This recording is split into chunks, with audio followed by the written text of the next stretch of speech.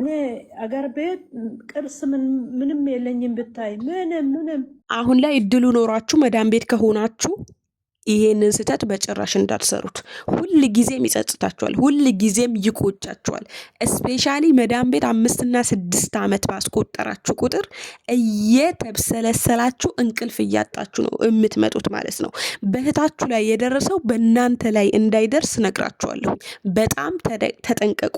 ዱባይ ሳውዲ፣ ይሄ ቪዲዮ ከደረሳችሁ እስከ መጨረሻ አዳምጣችሁ ላይክ እና ሼር ሰብስክራይብ እያደረጋችሁ ለእህቶቻችሁ ማጋራት እንዳትረሱ።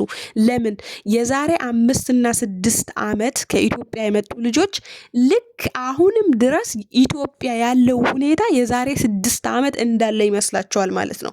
በቃ ኢትዮጵያ አሳልፈውት የመጡት ችግር እስከ መፈጠሩ ይረሱታል። ከዛ በኋላስ ምን ይፈጠራል? አሁን ላይ መጨረሻ ላይ ያለቅሳሉ፣ እንባቸውን ያንጠባጠባሉ። ቢሆንም ማንም ሊረዳቸው አይችልም። እናንተ ላይ ከመሆኑ በፊት ተጠንቀቁ። የኛ ትልቁ ችግራችን ምንድነው? እኛ ላይ ካልሆነ የሆነ ነገር በጭራሽ አናምንም፣ በጭራሽ አንጠነቀቅም። እቺ ልጅ ምንድነው የሆነችው መሰላችሁ? የዛሬ 20 ዓመቷ ነው ቤሩት ላይ ልብናኒ ካገባች፣ የልብናኒ ዜጋ ነው ያገባችው። ድፍን 13 ዓመት የ3 ልጆች እናት ናት። ድፍን 13 ዓመት ከልብናኔው ዜጋ ካለው ባሏ ጋር ስትኖር 1 ብር ኢትዮጵያ ላይ አላከችም። አንድ ነገር ለራሷ አላስቀመጠችም። ልብናኔው ከ13 ዓመት በኋላ 2ቱን ልጆቿን ነጥቆ በባዶ ከአንድ ሴት ልጇ ጋር ከ9 ዓመት ሴት ልጇ ጋር አውጥቶ ጣላት። ልጇን ይዛ ለመስራት ሌላ ቤት ገባች። ከ13 ዓመት በኋላ የ9 ዓመት ልጅ ከቅንጦት ህይወት አውጥታ ወደ ሰው ቤት እየሰራች፣ ሌላ አሁን ላይ የገባችበት ሰውዬ ደግሞ የጾታ ትንኮሳ ሊያደርስበት ሊደፍራት ሲል እሱን መታ። አሁን ፖሊስ እያፈላለጋት ነው። የት ነው ያለችው? ቤሩት ገጠር ላይ ነው ተደብቃ የምትኖረው። ገባችሁ አይደለ? ግን ምንድነው ከሷ የምንማረው? ለምሳሌ ሌላ ዜጋ አግብቻለሁ ብላችሁ አገራችሁ ላይ ዝም አትበሉ።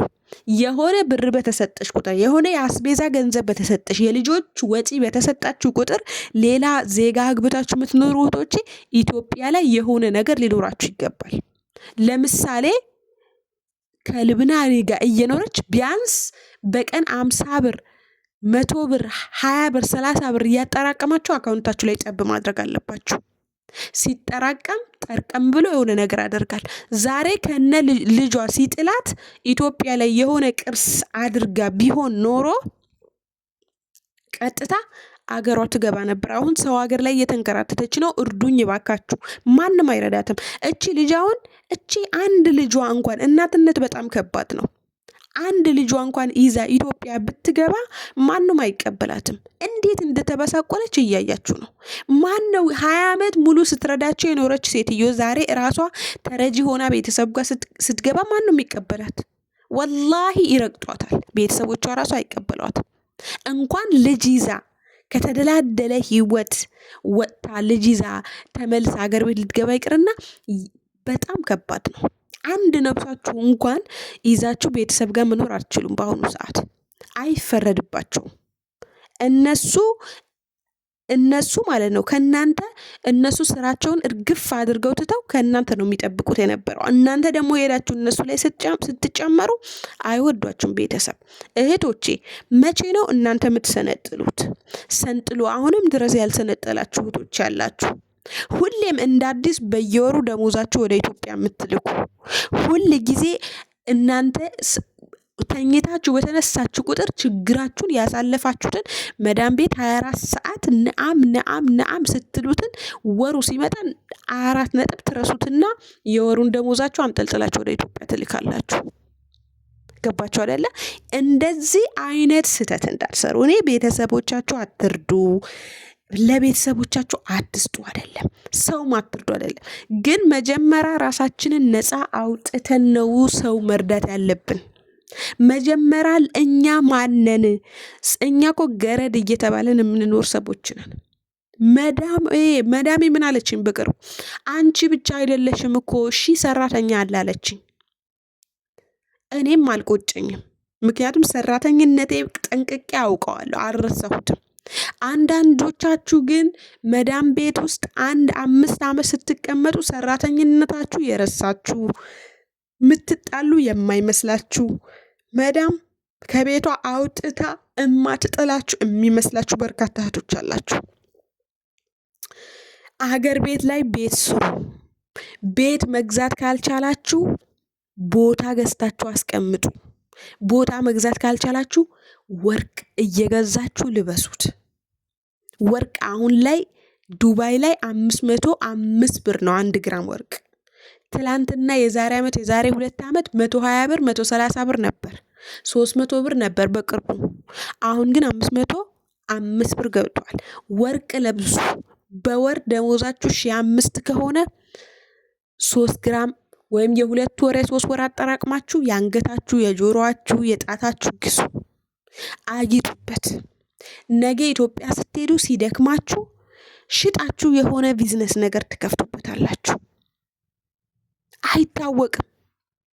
ዛሬ ላይ ቁጥብ አድርጋችሁ ወላሂ ነው የምላችሁ። ከምንም በላይ እዚህ አሁን ላይ የምታገኙት ብር ወጪያችሁና ገቢያችሁ ለይታችሁ የምታውቁ ሴቶች ቤት ይሰራል እንዴ! 5-6 ዓመት ቤት ትሰራላችሁ ቆጣቢ ከሆናችሁ። ቤተሰብ መቼም አይጠጉም። መርዳት ካለባችሁ አባት እናታችሁን እርዱ። ግን እነሱንም ስትረዱ የወር ደሞዝ ሙሉ ደሞዝ አይደለም። የወር ደሞዝ ስንት ብር እንደሆነ እማታውቁ እህቶች አላችሁ። አንድ ቀን በእጃችሁ ደሞዛችሁ ይዛችሁ የማታውቁ፣ ቀጥታ ሲወርድ ኢትዮጵያ፣ ቀጥታ ሲወርድ ኢትዮጵያ፣ ደውላችሁ እንኳን ስንት ብር ነው ብላችሁ ጠይቃችሁ ማታውቁ እህቶች አላችሁ። እኔ በነገራችን ላይ ስለማቃቸው ነው፣ ስለማቃቸው ወላይ በሄድኩበት ቦታ ያጋጥሙኛል። ብሬ እኮ በእጄ ዳስሼ አላቅም ይሉኛል። ብርሽን ተቀብለሽ ራስሽ ጋር አስቀምጪ። ሲጠራቀም ወርቅ ግዝት ልብስ ብር ነው ወርቅ። ሀቂቀተን ኢትዮጵያ ራሱ ይዛችሁ ወርቅ ስትሄዱ እንዲህ እንደ ንግስት ተከባችሁ ነው ወርቃችሁ በክብር የሚሸጠው። እዚህም በገዛሽበት እና አደባችሁን ገዝታችሁ ወጪያችሁንና ገቢያችሁን ለይታችሁ ወቁ። ተጠንቀቁ። መዳም ቤት ስትኖሩ ከባድ ዕቃ አታንሱ። በቃ ለምን በሽተኛ ትሆናላችሁ? ነገ ብሉ፣ ጠጡ፣ ፊታችሁን ፌስ ማስክ አድርጉ ውጥት ሲልላችሁ። እኔ አሁን ሴትዮ ስተኛለኝ ወላሂ ፌስ ማስኬን ድርግ አደርጋለሁ። ያገኘሁትን እርድና ወተት ሊሆን ይችላል፣ ቲማቲምና ስኳር እና ዘይቱን አርጌ ፊቴን ምናምን ዝፍዝፍ አረግበትና ስራዬን ሰራለሁ። ስጨርስ ጥብ ብዬ ትንሽ አርፋለሁ። እንቅልፋችሁን ተኙ።